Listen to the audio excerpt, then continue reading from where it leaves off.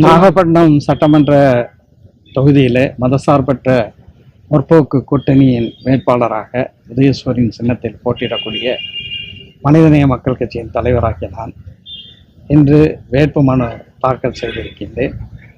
நாகப்பட்டினம் வளர்ச்சியின் ஏறுமுகத்திற்கு அழைத்து செல்லக்கூடிய அனைத்து பணிகளையும் நம்முடைய மாண்புமிகு தமிழ்நாட்டினுடைய முதலமைச்சர் முத்துவேல் கருணாநிதி ஸ்டாலின் அவர்களுடைய உறுதுணையுடன் நிச்சயமாக செய்வேன் என்று உறுதி சொல்கிறேன்.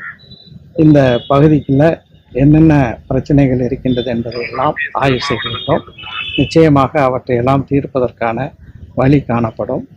இந்த களத்தில் நம்முடைய திராவிட முன்னேற்ற கழகத்தினுடைய மாவட்ட செயலாளர், தமிழ்நாடு மீன் வளர்ச்சி கழகத்தினுடைய தலைவர் அருமை சகோதரர் கௌதமன் அவர்களுடைய தலைமையில் இங்கே இருக்கக்கூடிய அனைத்து மதசார்பற்ற முற்போக்கு கூட்டணியின் தலைவர்கள், தொண்டர்கள் அனைவரும் என்னுடைய வெற்றிக்காக அரும்பாடுபட்டு வருகிறார்கள். அவர்களுக்கெல்லாம் இந்த தருணத்தில் முதலில் என் நெஞ்சார்ந்த நன்றியை தெரிவித்துக் கொள்கிறேன். நிச்சயமாக நாகையில் உதயசூரியன் உதிக்கும். பிரச்சாரத்துக்கு பிறகு மக்கள்கிட்ட வரவேற்கலாம் எப்படி? மிக சிறப்பாக இருக்கின்றது. நான் ஏற்கனவே ராமநாதபுரம் தொகுதியிலும் அதே போல் பாபநாசம் தொகுதியிலும் போட்டியிட்டு இருக்கின்றேன்.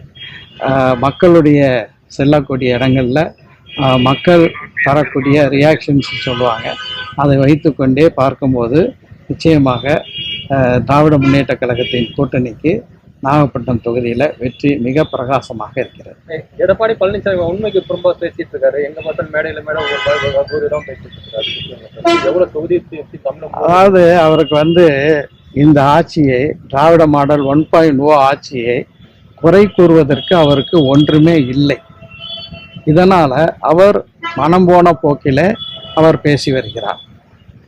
செல்வி ஜெயலலிதா அவர்கள் அப்போலோ மருத்துவமனையில் இருக்கும்போது வெளியில இட்லி சாப்பிட்டார், ஆப்பிள் சாப்பிட்டார் என்ற செய்திகளை மட்டும்தான் சொன்னார்களே தவிர யாரும் அவரை கண்டு பார்க்க செல்ல முடியாத ஒரு இரும்பு சிறையில் செல்வி ஜெயலலிதா அவர்களை பூட்டி வைத்தவர் எடப்பாடி பழனிசாமி என்பதை மறந்துவிடக்கூடாது.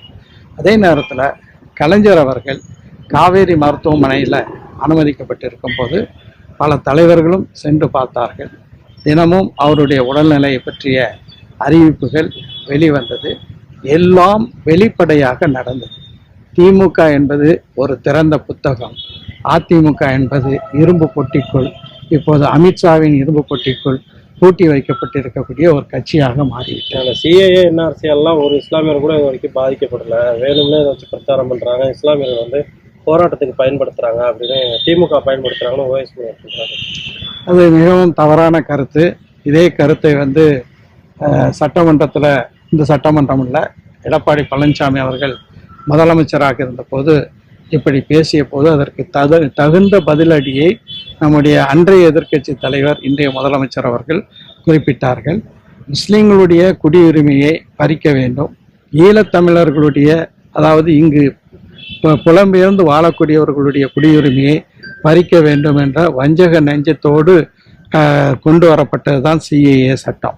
அந்த சட்டத்துக்கு ஆதரவாக நாடாளுமன்றத்தில் வாக்களித்தவர் தான் எடப்பாடி பழனிசாமி.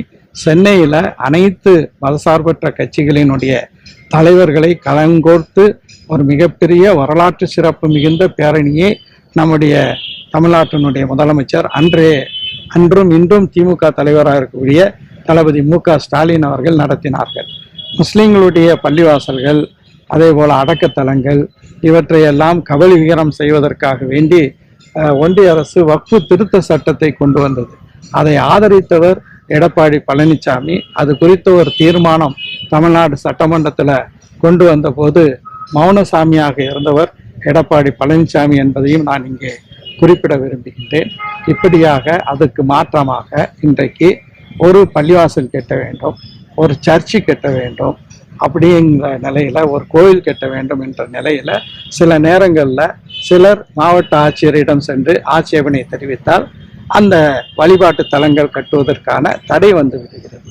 அதற்கு மாற்றமாக ஒரு அரசாணையை வெளியிட்டு பள்ளிவாசல்கள், சர்ச்சுகள் இவற்றையெல்லாம் கட்டுவதற்கு நோ அப்ஜெக்ஷன் சர்டிஃபிகேட் என்று சொல்லக்கூடிய என்ஓசி தேவையில்லை என்ற உத்தரவை பிறப்பித்தது திராவிட முன்னேற்ற கழகத்தினுடைய ஆட்சி என்பதை நினைவில் கொள்ள வேண்டும். அதே போல நகர்ப்புறத்திலையும் பேரூராட்சி நகராட்சி பகுதிகளில் வாழும்போது தான் இடம் இல்லை, இறந்த பிறகாவது புதைப்பதற்கு இடம் வேண்டும்.